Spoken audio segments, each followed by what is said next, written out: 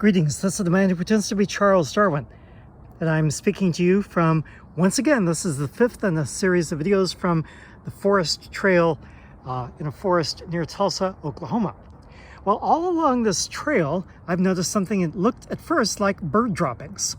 But what is science? Science is about asking questions about something that captures your attention and then gathering information to test your ideas. And so I thought, well, if these are bird droppings, why are they all over the place? Also, why did they just happen to appear after spring rains? And so I thought maybe these weren't bird droppings, maybe these are fungi. But I looked even more closely and I thought maybe these aren't really just fungi, these could be slime molds, which are a type of protist that is not really a fungus, but is its own type of organism. And as you can see, taking a closer look at this particular patch right here, you can see that the leading edges are white, and then they're a little darker gray. Finally, they're brownish in the middle. And what is happening is that the newer parts of the advancing front of this fungus or slime mold, I can't really tell which one it is white, and then later on it produces sexually mature spores in the older parts of it.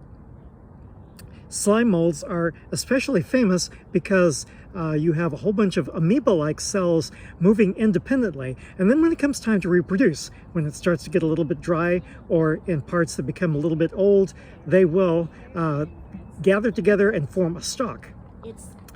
And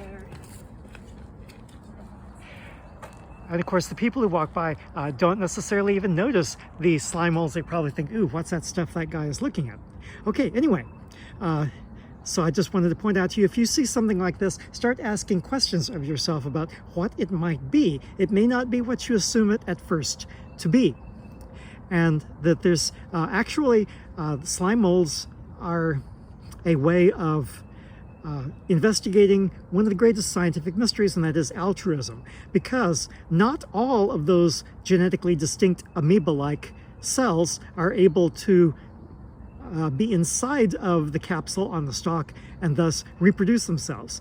The others will give up their lives in order to give some of the spores inside of the capsule the chance to disperse in the wind. And nobody's quite sure how they make that decision.